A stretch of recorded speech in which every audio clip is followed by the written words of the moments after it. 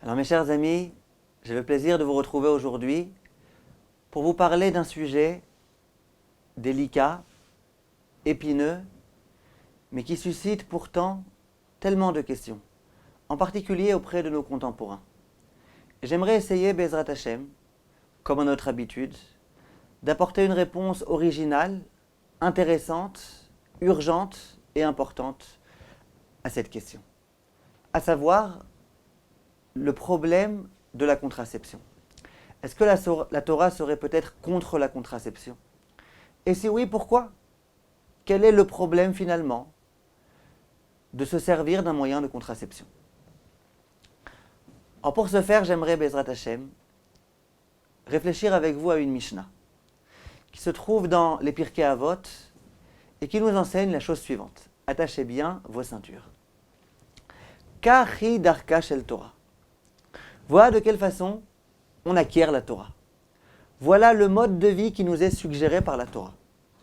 Pas de bamelach tochal. Mange ton pain avec un petit peu de sel. Ça veut dire la confiture? Non, le Nutella, on n'en parle même pas. Umaim bamesorat ishte. Et l'eau que tu souhaites boire, bois-la avec mesure. Ça veut dire même l'eau, on ne parle pas d'eau minérale. Même l'eau que tu bois, l'eau du robinet, bois-la avec mesure, pas trop. Vala aretz tishan. Et lorsque tu dors, ne pense pas à dormir sur un bon matelas. Pas du tout, sur le sol. Dors sur le sol. Vechayet tsahar tichye. Et vis une vie de souffrance dans ce monde-ci. Imata oseken, certifie la Mishnah. Si tu te conformes à ce mode de vie qui t'est proposé par la Mishnah, ashrecha vetovlach. Tu peux t'estimer être heureux. Ashrecha, sois heureux, sois joyeux. Vetovlach. Ashrecha ba'olam hazeh, vetovlach ba'olam haba. Sache que dans ce monde-ci, tu seras super joyeux, et ne parlons même pas de ce qui t'attend dans le olam haba inouï. Il y a ici un certain nombre de questions qui se posent. La première, pourquoi la Mishnah a besoin de me dire « Si tu fais cela, sache que tu seras joyeux », aussi bien dans ce monde-ci que dans le monde futur. Pourquoi on a besoin de me dire « Si tu fais cela » ? Bien évidemment, la Mishnah nous propose un projet. Et elle nous dit « Celui qui obéit à ce projet, voilà ce qui lui attend. » Bien évidemment, si jamais il obéit. Pourquoi on a besoin de dire « Si tu fais cela, sache que tu vivras en étant tout à fait joyeux, tout à fait heureux, épanoui, etc. » Bien sûr que c'est si je le fais. Si je ne le fais pas, je suis en dehors du coup. Voilà la première question qui se pose. Nos grands maîtres de Moussar proposent une réponse très claire. Ils disent la chose suivante. Cette Mishnah est a priori incompréhensible. Il y a une contradiction. Au tout début de la Mishnah, on nous dit « Vechayet tsahar tichye ». Il faudra que tu vives une vie de souffrance. Et une seconde après, on me dit « Si tu fais ça, tu seras joyeux dans ce monde-ci ». Comment peuvent coexister ces deux notions qui sont tellement antinomiques? Tu vas vivre une vie de souffrance et tu seras joyeux dans ce monde-ci. Si tu veux me parler du olam haba, tu vivras une vie de souffrance et tu auras un bon olam haba. Je comprends, j'accepte, je peux accepter. De toute façon, je ne sais pas c'est quoi exactement l'olam haba. Mais comment on peut me dire, attention, dans ce monde-ci, tu vivras une vie de souffrance, de renonciation. Et dans ce monde-ci, tu vas être super gai, super joyeux, super heureux. Ça ne marche pas, il y a un problème. C'est pour répondre à cette question que la Mishnah nous dit « Imata oseken ». Il faut que tu expérimentes. C'est uniquement si tu expérimentes, c'est uniquement si tu te lances dans cette expérience magnifique que tu pourras peut-être pas comprendre, mais en tous les cas constater. Ça veut dire quoi?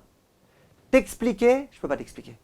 Comment on peut expliquer à quelqu'un qui pourra manger que du pain avec du sel, que même l'eau, il devra la prendre avec mesure, qu'il devra dormir sur le sol, et que malgré tout, il sera joyeux? Impossible d'expliquer. Par contre, ce qui est possible, c'est de tenter cette expérience. Imata oseken, si tu essayes, là, tu comprendras, tu expérimenteras, tu vivras ce que la Mishnah t'a promis, à savoir que tu seras super joyeux dans ce monde-ci. Donc visiblement, la Torah, elle propose un pari impossible qui consiste à vivre dans l'ascétisme, visiblement dans ce monde-ci, Et elle nous promet malgré tout d'être super joyeux dans cet ascétisme-là. De vivre en étant ascète, tout en étant joyeux, heureux, épanoui, etc. Ashrecha, Ashrecha ba'olam hazeh. Question que je me pose. Mais comment ça se fait? Alors expliquer on ne peut pas, mais on peut quand même essayer de comprendre. On peut essayer de comprendre comment accepter une telle idée. Alors j'aimerais tout d'abord, avant d'essayer de vous expliquer ce point-là, qui est tellement important, et vous verrez combien c'est important qu'il nous accompagne dans notre vie de tous les jours en tant que bons juifs. J'aimerais préciser un point important.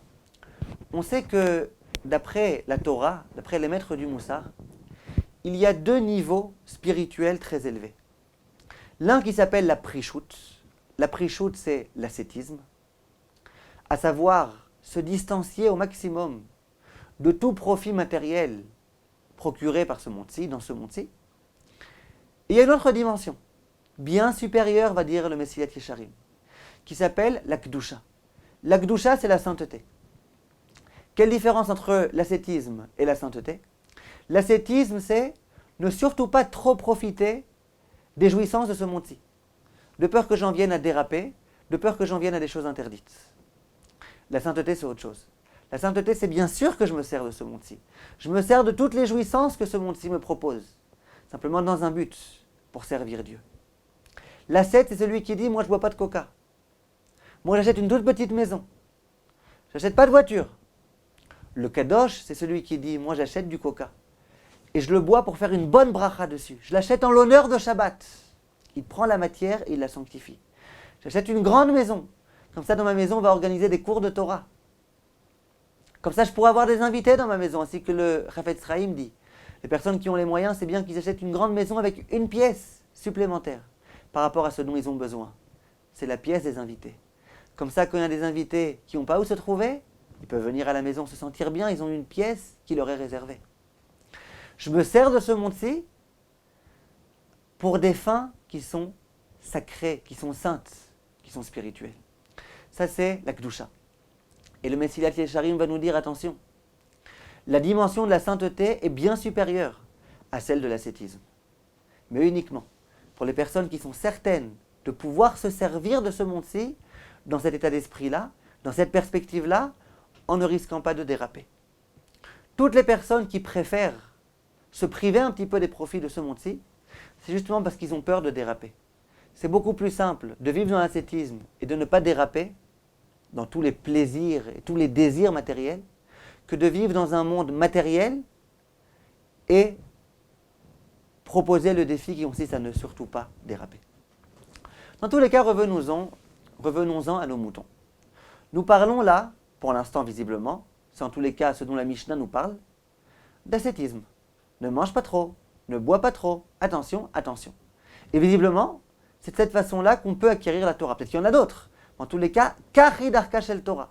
C'est la façon idéale pour pouvoir acquérir la Torah. Un homme qui veut être un Talmid Chacham, qu'il se conforme à cet impératif-là.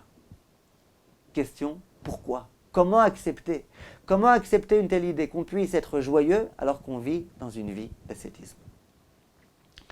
Pour ce faire, il faut qu'on réfléchisse un petit peu à ce qui se passe dans la paracha de la semaine. La paracha de Tazria s'ouvre sur le verset Isha ki Tazria ve'yalda zachar. Lorsqu'une femme va donner naissance à un garçon ou à une fille, cette femme-là, elle devra amener un sacrifice expiatoire. Expiatoire? Pourquoi elle a fauté? Quelle est sa faute? La pauvre malheureuse, elle s'est fatiguée pendant 9 mois à porter ce bébé. C'était pas facile, extrêmement difficile d'être enceinte. Ensuite, elle a eu besoin d'accoucher. C'était des douleurs terribles. Et puis après, la pauvre malheureuse, on lui dit maintenant, sacrifice expiatoire. Pourquoi expiatoire? Au contraire, je viens d'accomplir une mitzvah tellement magnifique, d'amener un enfant au monde. Quelle expiation! Cette question, mes chers amis, c'est les élèves du grand Tana Rabbi Shimon Bar Yochai qui l'ont posé et qui lui ont soumis. Ils lui ont dit, Rav, on ne comprend pas. Comment ça se fait? Et le Rav leur a dit, Rabbi Shimon Bar Yochai, je vais vous expliquer. C'est que cette femme-là, au moment où elle était dans cette douleur terrible, qui est celle de l'accouchement. À ce moment-là, elle a laissé échapper de sa bouche un serment, dans lequel elle a dit « Moi, dorénavant, plus jamais je serai avec mon mari ». Pourquoi? Être avec mon mari, c'est pour avoir des bébés, mais c'est terrible d'avoir des bébés, c'est très difficile, ça fait mal, c'est douloureux. Dorénavant, je m'engage à ne plus avoir de relation avec mon mari. Comme ça, il n'y aura plus de bébés. Comme ça, il n'y aura plus ces souffrances. C'est la raison pour laquelle, du fait que cette femme-là a laissé échapper de sa bouche ces mots-là, terribles, il faut qu'elle amène un sacrifice expiatoire. Sur ça, la Gemara va s'interroger. Elle va dire, mais je ne comprends pas.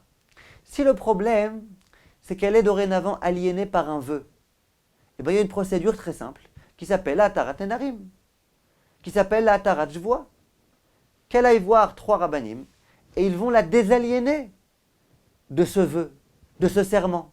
Et puis tout est réglé. Elle a fait un serment que plus jamais elle aurait de relation avec son mari. Le jour où elle redevient lucide, eh bien, qu'elle procède à une annulation des vœux, à une annulation des serments, et c'est fini. Elle pourra être avec son mari de façon autorisée. Pourquoi alors amener un sacrifice expiatoire? C'est visiblement, et certainement, que cette femme-là, au moment où elle a tenu ce discours-là, elle était fautive. Elle a été répréhensible. Elle a commis une erreur. Elle a commis une faute. Et c'est pour réparer cette faute-là, pour l'expier, qu'elle doit amener ce sacrifice expiatoire. Question, quelle faute? Franchement, ce n'est pas légitime. C'est vraiment des douleurs terribles. À l'époque, il n'y avait même pas la péridurale.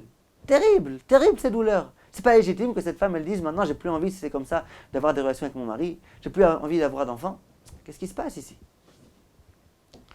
Or, on pourrait dire, c'est la façon dont on l'explique habituellement, que cette femme-là, elle a une vision beaucoup trop fragmentaire des choses. Ça veut dire quoi? Cette femme-là, elle se concentre que sur son présent. Dans le présent, j'ai mal, c'est terrible, c'est horrible. Mais elle oublie de regarder le futur. Une minute, madame.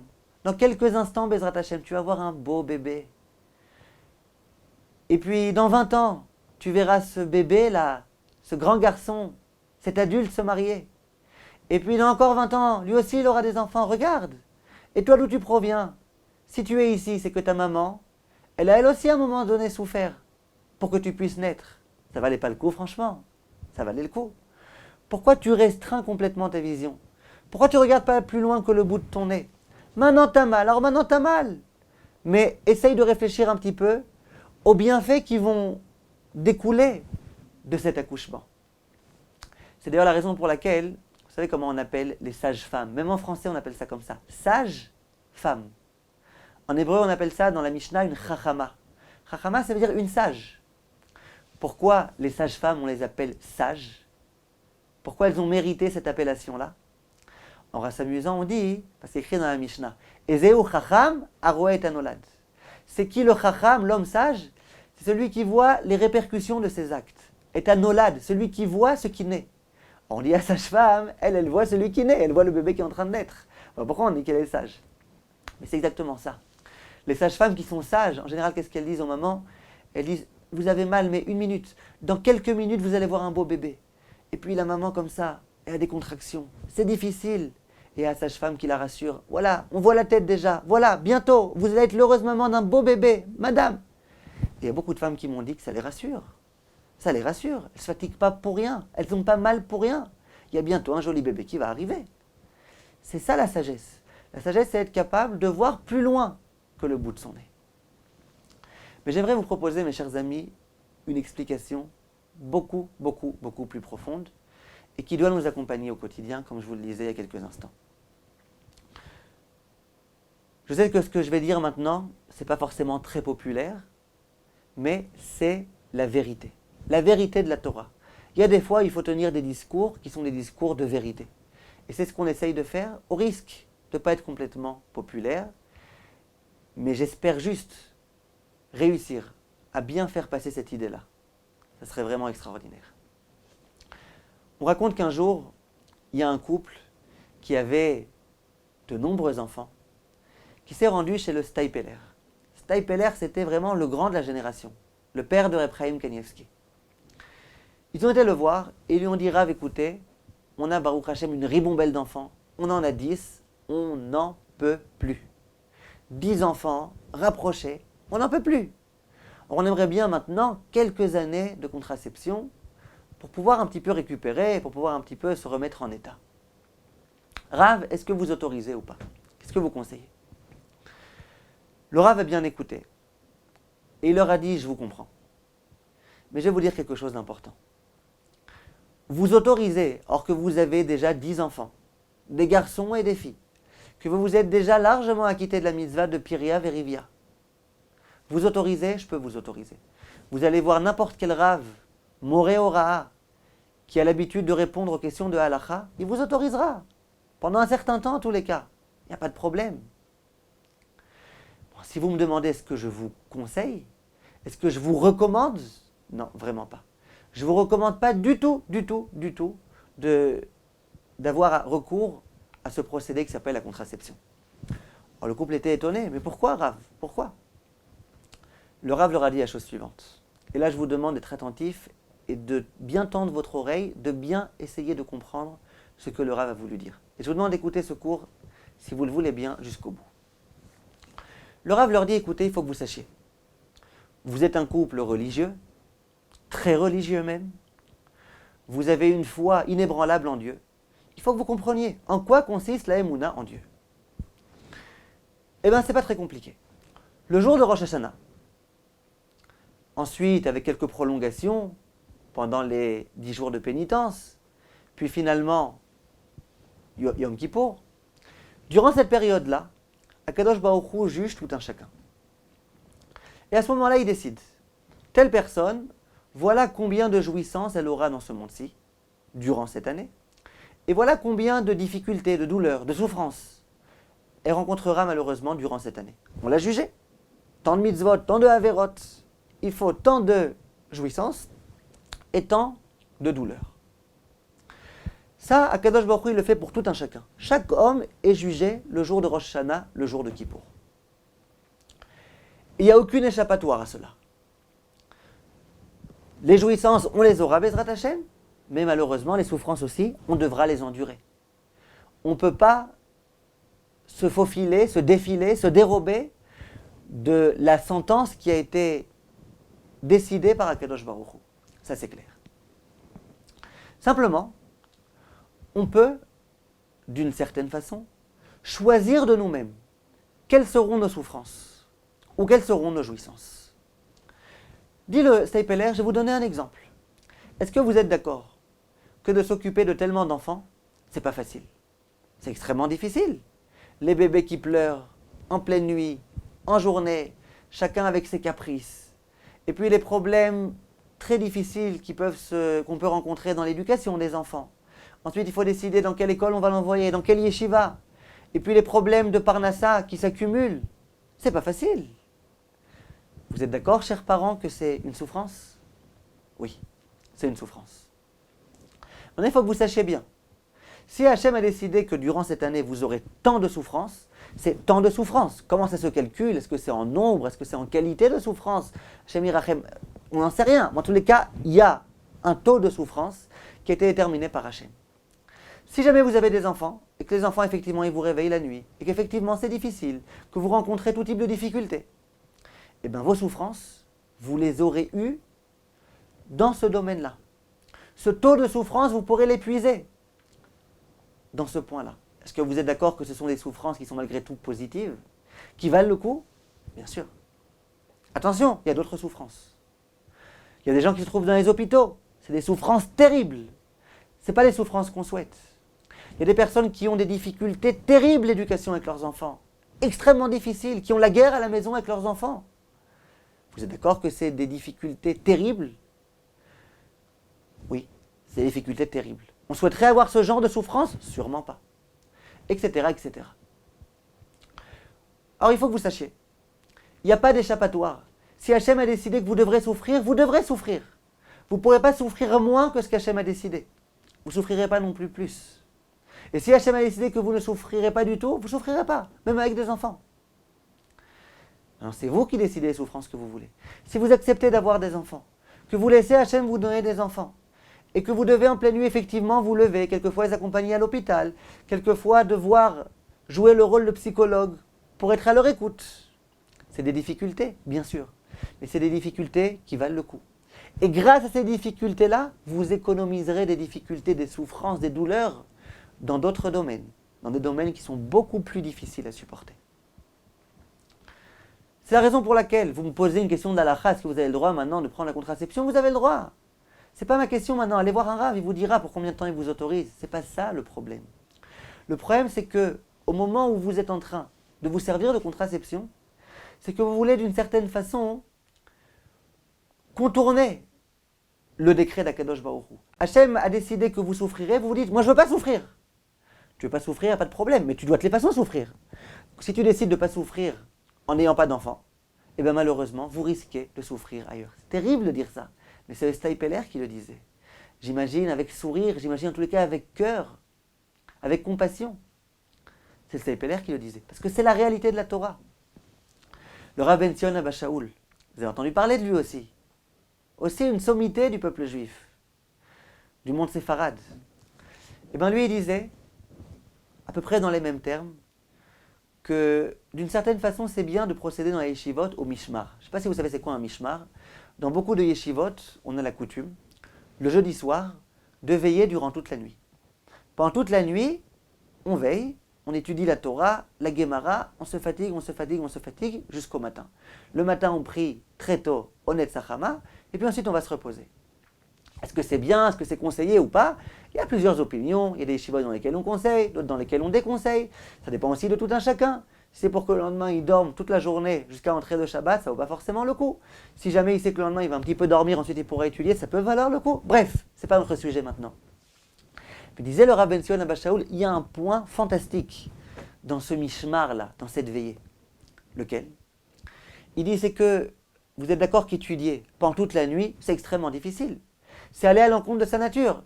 Je suis sur le point de m'endormir et puis allez, un café. Après j'étudie, c'est pas facile, j'ai envie de dormir, je suis pas concentré, je vais m'endormir, je lutte contre la fatigue. Un autre café. Après je vois que je suis trop fatigué, je me lève pour pas m'endormir. Et puis je me fatigue et mes yeux se ferment et je me force à les ouvrir. C'est extrêmement difficile. Disait le Rav Ben Zion Abba Shaul, c'est difficile, mais attention. Tu sais qu'Akadosh Baruch Hu a déjà décidé depuis Rosh Hashanah combien de souffrances tu devrais avoir. Si tu souffres dans la Torah, et tu es d'accord que c'est une souffrance qui vaut le coup, c'est une souffrance positive, c'est une souffrance qui fera de toi un Talmid Chacham. En souffrant dans cette étude de Torah, tu économiseras des tsarot, des souffrances ailleurs. Ça vaut le coup. Et tous les maîtres du Moussar expliquent, donnent cet enseignement de façon claire, nette et précise, de façon explicite. C'est clair. Il n'y a aucune échappatoire à la volonté d'Akadosh Baruch Hu. L'homme, d'une certaine façon, il décide dans quoi il souhaite souffrir. Alors bien évidemment, et malheureusement, on ne peut pas toujours souffrir de tout. Quelquefois, malheureusement, il y a des maladies. Quelquefois, malheureusement, il y a des problèmes. Et moi, je me dis, si on m'avait demandé, j'aurais préféré faire sans mishmar et ne pas avoir ces problèmes-là. C'est vrai. On ne peut pas toujours choisir, mais en tous les cas. Les fois où on peut choisir et qu'on ne le fait pas. Ou en tous les cas, de dire à Hachem, moi je ne veux pas souffrir en ayant des enfants. Tu veux me faire souffrir? Fais-le ailleurs, pas dans les enfants. Vous comprenez que c'est un petit peu illogique, ça ne vaut pas le coup. Et ça, c'est l'erreur malheureusement que bien souvent on commet. Il y a des personnes qui vont vous dire, ah, moi, je suis un juif religieux. Alors bon, il faut être religieux, c'est la volonté de Dieu, je le saurais. Mais vraiment, si jamais j'avais été un juif non religieux, combien je pourrais m'éclater, combien je pourrais m'amuser, tout serait permis. Je peux faire ce que je veux, je peux m'amuser avec qui je veux, toutes les fréquentations sont autorisées, aucun problème.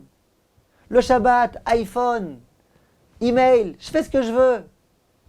Maintenant que je suis religieux, on ne peut pas manger ce qu'on veut, on ne peut pas sortir avec qui on veut, on ne peut pas faire ce qu'on veut. Bon, c'est la volonté d'Hachem, c'est la volonté d'Hachem, mais dommage que je ne sois pas un non-juif par exemple.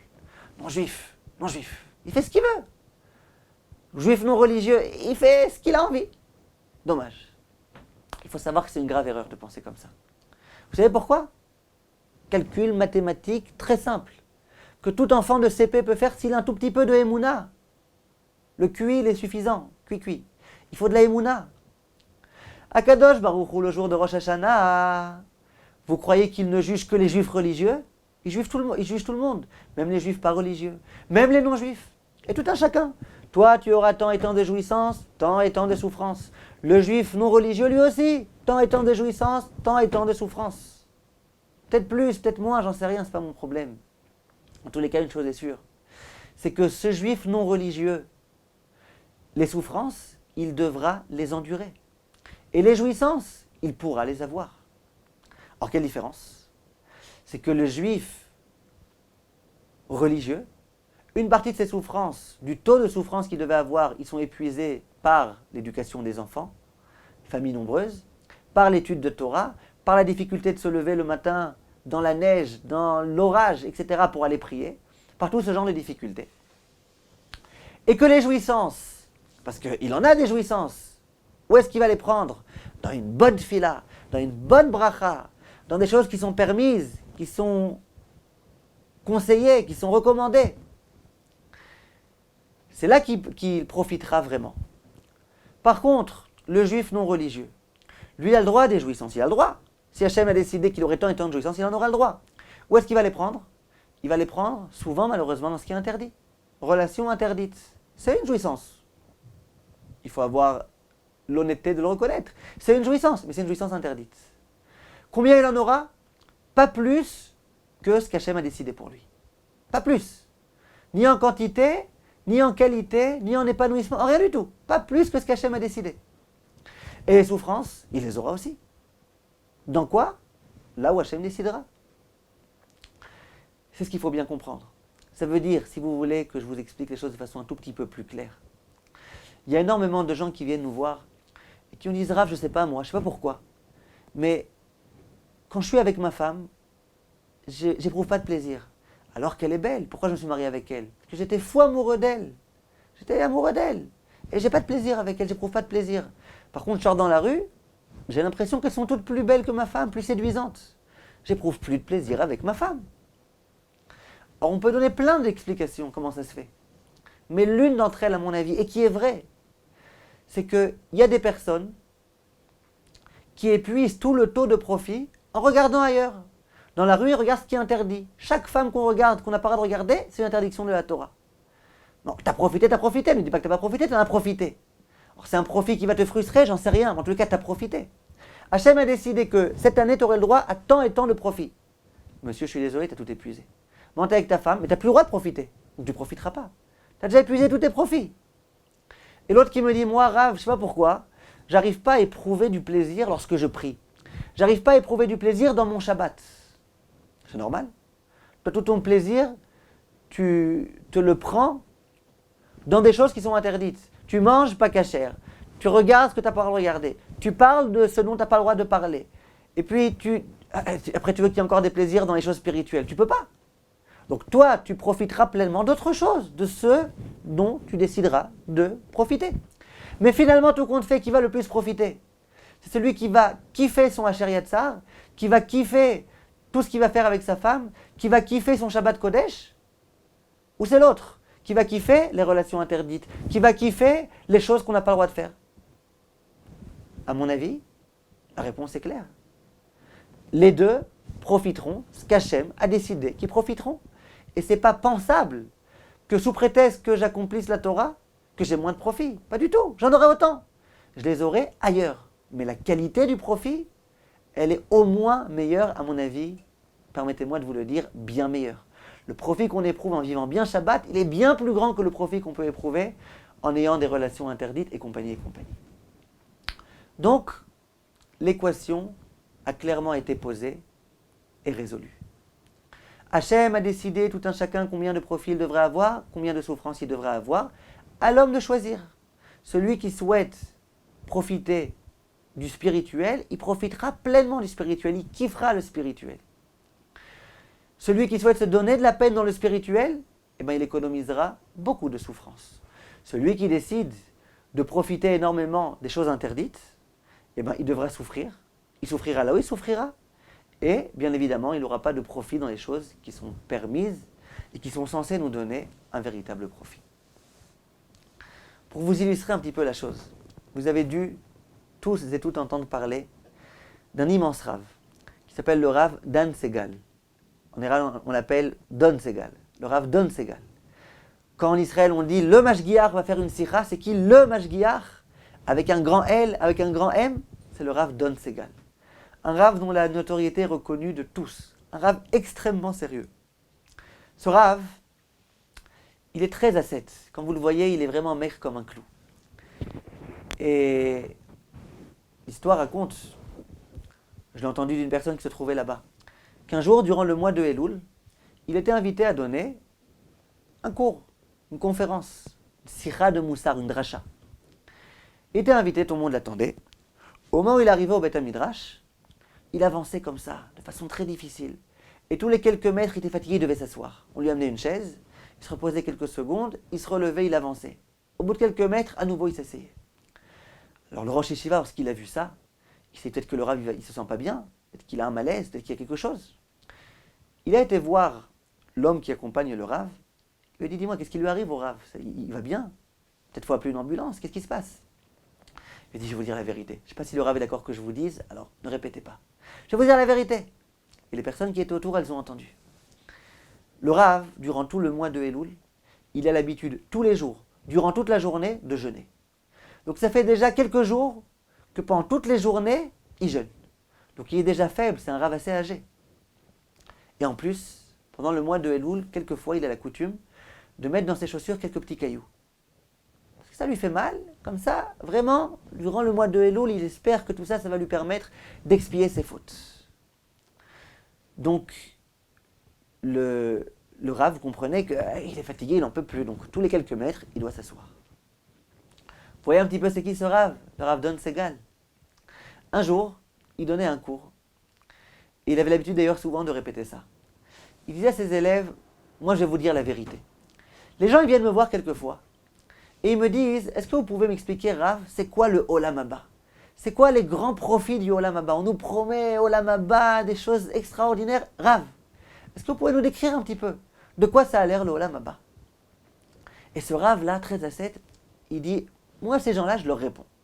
Et je leur dis, mais d'où vous voulez que je sache, moi c'est quoi le Olam Haba?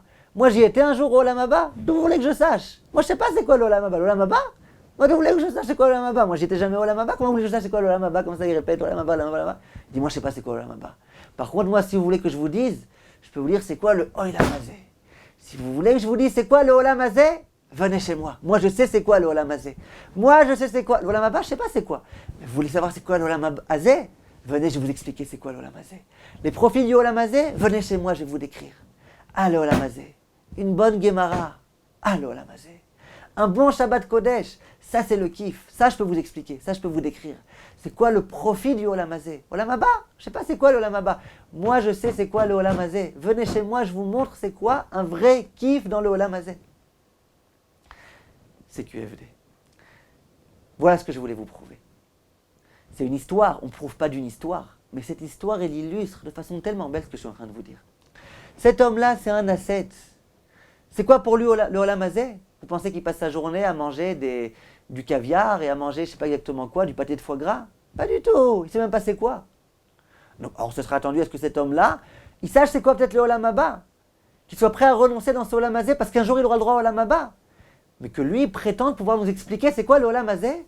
Eh bien, je peux vous assurer que lui, dans son Olam Hazé, il kiffe 100 fois plus que ce que beaucoup de personnes kiffent avec leur Rolls-Royce, avec leur caviar, leur pâté de foie gras, etc., etc. Je peux vous assurer. Ah, mais comment ça se fait? On a posé la question. Si tu es ascète, si tu renonces au plaisir du Olam Hazé, eh ben, tu n'auras pas le plaisir dans ce Olam Hazé. Réponse, vous plaisantez ou quoi? Vous pensez que parce que ce Rav, c'est un tzaddik, alors Hachem, alors qu'il a prévu qu'il kifferait, eh ben, il kiffera pas?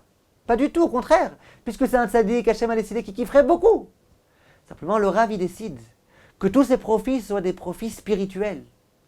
Donc, il préfère renoncer à tous les plaisirs de ce Olam Hazé, en se disant, moi, vous savez de quoi je vais profiter? De ma Torah.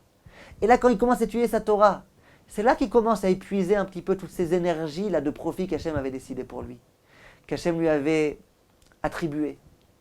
Et là, il kiffe vraiment. Je vous ai dit, c'est des idées auxquelles on n'est pas habitué. Mais c'est ça le Hémet. Le Hémet de la Torah, c'est là qu'il se trouve. Il faut comprendre cette idée-là. Si vous ne la comprenez pas tout de suite, si vous n'êtes pas d'accord avec ça tout de suite, essayez de vous habituer à cette idée. Habituez-vous à cette idée. Vous verrez, vous comprendrez combien elle est vraie. C'est une idée réelle, une idée de moussard. C'est ça le vrai moussard. Le vrai moussard, c'est ce moussard qui consiste à comprendre c'est quoi la Emouna en Akadosh Baruch Hu. Fort de cette réflexion, on peut à présent comprendre la réponse qu'a donnée le Staipeler à ce couple-là.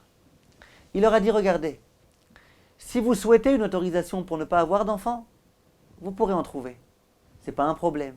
Avec vos 10 enfants, Bliainara, c'est pas un problème. Par contre, sachez que ça vaut pas le coup. Parce que vous n'avez rien à gagner. Pire, vous risquez de perdre. Vous n'avez rien à gagner. Hachem, le jour de Rosh Hashanah, il vous jugera. Et puis il décidera combien il faudra qu'il y ait de souffrances. Il décidera. Il n'y aura aucune échappatoire à ces souffrances. On ne peut pas contourner les souffrances d'Akadosh Baruch Hu. C'est sûr et c'est certain. Maintenant, c'est à vous de décider. Soit vous décidez d'accepter ces souffrances, qui sont finalement des souffrances saines, des souffrances naturelles, des souffrances auxquelles il y a tellement de potentiels parents qui aspireraient et qui malheureusement n'arrivent pas à avoir d'enfants. Soit vous décidez de refuser, de fermer les portes à Akadosh Baruch Hu. À ce moment-là, vous devrez malheureusement avoir des souffrances. Ou vous les aurez ailleurs, j'en sais rien où. Mais ça vaut pas le coup, vous êtes d'accord avec moi. Ça vaut le coup de s'investir dans l'éducation des enfants. C'est difficile, mais ça vaut le coup. Voilà ce que le Staipeler a dit à ce couple-là. On peut comprendre maintenant qu'est-ce qui est reproché à cette femme-là. À cette femme-là, on lui dit, c'est vrai que c'est difficile. C'est vrai, c'est extrêmement douloureux, un accouchement. Simplement, qu'est-ce que tu penses? Tu penses que si jamais tu n'as plus de relation avec ton mari et que tu n'as plus d'enfants, tu ne souffriras pas? Tu souffriras autant. Ça ne se traduira pas par un accouchement, ça se traduira par autre chose, mais autant. Tu penses que parce que tu n'auras pas d'enfants, alors Akadosh Baruch Hu, il ne te donnera pas les souffrances qu'il a prévu de te donner? Pour qui tu l'as pris, Akadosh Baruch Hu? Ce que tu dois souffrir, tu devras souffrir. Or toi, tu essayes d'être un peu plus intelligente que Hachem. Tu veux contourner la volonté d'Hachem. Tu veux dicter à Hachem quoi faire. Et tu veux dire, moi, dorénavant, plus d'enfants. Comme ça, je ne souffrirai plus. Mais bien sûr que tu souffriras. Ce que tu dois souffrir, tu souffriras. Voilà ce qui lui est reproché à cette femme-là. J'aimerais attirer votre attention, mes chers amis, attention. L'erreur que cette femme commet, on la commet tous. La preuve, c'est que Rabbi Shimon Bar Yochai lui-même en personne s'est adressé à ses élèves, qui étaient des rabbanim extrêmement élevés. Et il leur a dit, vous savez pourquoi la Torah a écrit que toute femme qui accouche doit amener un sacrifice expiatoire? C'est parce qu'elle commet cette erreur. C'est que c'est une erreur que tout le monde commet. Il n'y a pas écrit si la femme a eu cette idée-là, alors elle doit amener. Sinon, non. C'est que visiblement, toutes les femmes, au moment où elles rencontrent des difficultés, ou tous les hommes, si on veut étendre un petit peu plus cela, au moment où ils rencontrent des difficultés, ils ont tendance à dire, moi, je vais faire en sorte de ne plus avoir ces difficultés. Par exemple, je vais me servir de contraception. C'est quelque chose, ça, d'inhérent à la nature. Toutes les femmes, quand elles rencontrent des difficultés, tous les hommes, quand ils rencontrent des difficultés, ils se disent cette chose-là. Simplement, c'est une erreur. Simplement, c'est une faute de penser comme ça. C'est une faute que les gens commettent malheureusement dans les moments de détresse, mais c'est une faute. D'où le sacrifice expiatoire. Il faut expier cette faute-là. C'est la raison pour laquelle il faut qu'on sache, il faut qu'on remette les pendules à l'heure. Que dans les moments de difficulté, on se dise, moi, maintenant, j'aurai plus d'enfants, etc., parce que c'est trop difficile. C'est normal que cette idée nous effleure l'esprit. Simplement, il faut qu'elle ne fasse qu'effleurer l'esprit. Il faut très rapidement qu'on s'aperçoive que c'est une bêtise. Pourquoi? Pour la raison qu'on vient d'expliquer. Et on peut à présent, mes chers amis, comprendre le sens de la Mishnah. La Mishnah nous dit, sache que, quand bien même tu mangerais du pain avec du sel, quand bien même tu devrais prendre de l'eau de façon mesurée, quand bien même tu devrais dormir par terre, eh bien sache que dans tous les cas, Ashrecha ba'olam hazeh, tu pourras être joyeux dans ce monde-ci. On va demander comment ça se fait, ça se contredit. Réponse, non seulement ça ne se contredit pas, mais au contraire, c'est justement ça le sens. Ça veut dire quoi? Si jamais tu manges, pas trop, pas forcément des choses super bonnes, si jamais tu bois en faisant attention à ne pas trop boire, pour pas trop jouir de ce monde-ci. Eh bien, au contraire, tu jouiras du spirituel de ce monde-ci. Et alors là, oh, combien tu jouiras. Shrecha ba'olam hazeh. Au contraire, tu jouiras énormément dans ce monde-ci. Tu veux un conseil pour être joyeux dans ce monde-ci? Ne profite pas trop des choses interdites, surtout pas. Et même des choses permises. Ne profite pas trop. Concentre tous tes profits dans le bien, dans l'aide que tu apportes à autrui, dans les mitzvot que tu accomplis en l'honneur d'Akadosh Baruch Hu, dans ton Shabbat. C'est dans ces choses-là qu'il faut que tu investisses. On a demandé, mais si jamais je souffre dans ce monde-ci, comment je pourrais être joyeux? Justement, c'est parce que tu souffres que tous les profits qui restent, ça va être des véritables profits, puisque des profits spirituels, et là tu pourras vraiment bien kiffer. Maintenant, j'aimerais être clair avec vous. Il est écrit dans la Gemara, il est écrit dans tous les enseignements de nos maîtres. Quelqu'un qui est malade, il faut qu'il aille chez le médecin. Quelqu'un qui a mal à la tête, qu'il prenne un comprimé. On n'est pas là en train de chercher les souffrances. Je ne vous ai pas dit maintenant prenez des couteaux et amusez-vous à vous blesser. Comme ça vous aurez mal, comme ça c'est vous qui aurez décidé de vos souffrances. Je n'ai pas dit ça. Attention, je n'ai pas dit ça. Akadosh Baruch Hu, il nous a demandé, lorsqu'il y a des difficultés, d'essayer de se sortir des difficultés, de se dépêtrer des difficultés. Lorsqu'on a mal à la tête, qu'on prenne un médicament. Les femmes qui me demandent est-ce qu'elles peuvent se servir de la péridurale, qu'elles se servent de la péridurale. Si on peut éviter les souffrances, qu'on évite. Simplement, il y a éviter les souffrances et il y a exagérer. Il y a éviter les souffrances et il y a dicter à Akadosh Baruch Hu ce que je souhaite faire dans ma vie. C'est une énorme différence. C'est la raison pour laquelle je peux vous dire que moi-même, en tant que Rav qui répond aux questions de Halakha, chaque semaine, il y a plusieurs personnes qui m'appellent avec ce genre de questions. Rav, on vient d'avoir un enfant, machin, est-ce que je peux prendre la contraception pendant quelques mois, pendant ceci, pendant cela? Et je peux vous dire, les gens qui se trouvent à mes côtés, ils savent que très souvent, je donne des autorisations à ce sujet. Ça veut dire quoi? Il y a des cas où on peut autoriser. Il y a des cas dans lesquels on conseille même. Simplement, il faut que ce soit réfléchi. Il faut comprendre dans quel état d'esprit on fait cela. Est-ce qu'on fait cela un petit peu comme étant une ishtadlout parce qu'on pense que maintenant Hachem lui-même, il veut qu'on n'ait pas d'enfant? Ou est-ce qu'on fait cela pour dire à Kadosh Baruch Hu, c'est moi qui déciderai de mon avenir, c'est moi qui planifierai ma famille, le nombre d'enfants, etc., etc. Ça, c'est une grave erreur. Il ne faut surtout pas faire ça. Par contre, quelquefois, un petit arrêt, ça peut être légitime, ça peut être même conseillé, recommandé par un Rav. Ce que je veux que vous compreniez là, c'est le concept, c'est l'idée. L'idée que cette mitzvah-là, du sacrifice expiatoire apporté par cette femme qui vient d'accoucher, c'est une idée extrêmement importante. Et qui va malheureusement à l'encontre de ce qu'on a quelquefois l'habitude d'entendre, ici ou ailleurs. Un jour, j'entendais un Rav qui parlait devant toute sa communauté et qui leur disait « Écoutez, mes chers disciples, vous savez que la communauté a besoin d'argent. Et donc, on vous sollicite sans arrêt. Donnez de l'argent pour le bien du kollel qu'il y a ici, de la communauté, des études qui sont organisées, etc. » Il dit, en général, on a l'habitude de vous dire, vous savez, donnez de l'argent à Tzedaka, vous ne perdrez pas. Vous ne perdrez en aucune façon. Donnez de l'argent, au contraire, ça vous donnera la bracha. Donnez de l'argent. Disait ce Rav, je vous demande à nouveau d'écouter jusqu'au bout, disait ce Rav, il faut savoir que c'est du mensonge tout ça. C'est du mensonge. Et les rabbinim qui vous disent ça, comme ça il disait, et les rabbinim qui vous disent ça, c'est des menteurs.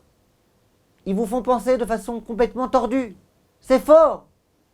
Vous voulez savoir c'est quoi la vérité, disait ce Rav? La vérité, c'est que si vous donnez de l'argent à Tzedaka, vous perdrez. Bien sûr, vous aviez 20 000 shekels dans votre portefeuille. Vous avez donné maintenant 5 000 shekels à Tzedaka. Eh bien, combien il vous reste? 15 000. Il faut être pied à terre, il faut être réaliste, il faut être cartésien. Comment on peut vous dire que vous aviez 20 000, vous avez donné 5 000 à la Tzedaka, maintenant il vous reste 15 000, comment on peut vous dire que vous n'avez rien perdu? Vous avez perdu. Simplement, je vous demande malgré tout de donner de l'argent à Tzedaka. Parce que Hachem a demandé de donner de l'argent à Tzedaka. Hachem a demandé, on doit donner, on va perdre. D'accord? C'est vrai, on va perdre. On doit perdre. Hachem a décidé qu'on devait perdre, on doit perdre. C'est ce qu'Hachem attend de nous. Continuez ce Rav. Et il disait d'ailleurs, un jour il y a un homme qui est venu me voir et qui m'a dit, vous savez Rav, j'aimerais tellement commencer un petit peu à observer le Shabbat.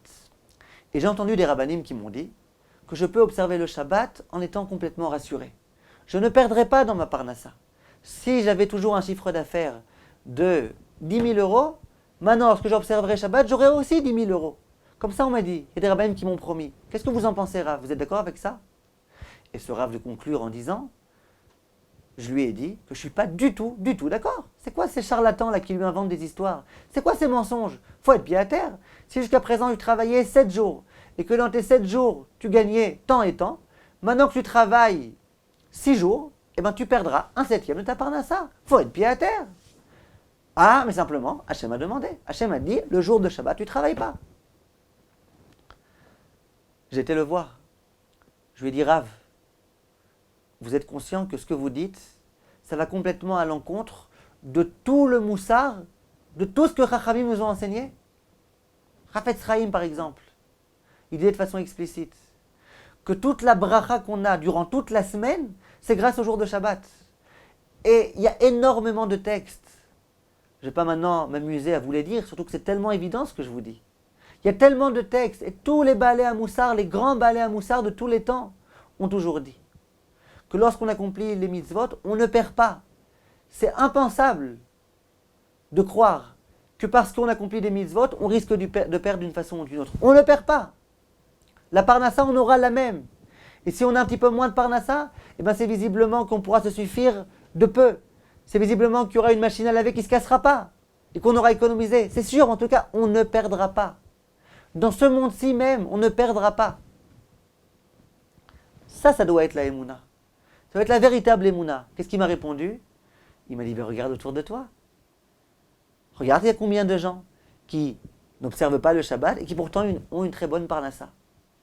Or, quand des gens ils donnent ce genre d'arguments, vous comprenez qu'on ne peut pas parler avec eux. Il n'y a pas de quoi parler. Des arguments qui ne tiennent pas la route, des arguments qu'on peut démonter avec 10 000 choses, ça ne tient pas la route, c'est pas honnête. Alors tu veux dire que quoi? Que le Chafetz Chaim il dit des bêtises? D'accord, alors dis, moi je suis un réformé, moi je pense que le Chafetz Chaim c'était un imbécile, et moi je fais une nouvelle Ashkafa. Je lui amène un Chafetz Chaim explicite, il me dit oui mais tu vois bien, il y a des gens qui travaillent Shabbat et qui pourtant réussissent. Après Chafetz Chaim il ne devrait pas réussir. Bon, alors c'est une question sur qui? C'est une question sur Chafetz Chaim. Alors il n'y a plus de Chafetz Chaim, c'est fini. Il faut rester lucide, mes chers amis. À chaque question, il y a des réponses. Il y a beaucoup de réponses. Ce qui doit être sûr, c'est que cette émouna-là, c'est la émouna de tous nos maîtres. Lorsqu'on accomplit les mitzvot, on n'a rien à perdre de l'accomplissement de ces mitzvot. On a tout à gagner. C'est pas parce que j'accomplis des mitzvot que je vais perdre, que je vais vivre en ayant moins de jouissance ou toute chose de ce genre-là. Voilà ce que cette paracha-là a entre autres à nous enseigner. Nous avons donc parlé en long, en large et en travers de ce sujet-là, qui est celui de la contraception. J'aurais bien aimé parler aussi d'un autre sujet sous-jacent, qui est celui de l'avortement, mais là je pense qu'on a suffisamment parlé. On gardera ce sujet Bezrat Hashem pour une autre fois, ce sujet qui est aussi tellement important, tellement mal compris, qui est celui de l'avortement. J'ai aussi des choses intéressantes à vous dire, mais pour une prochaine fois, Bezrat Hashem. Kol Tov, mes chers amis, et merci de votre attention. À bientôt.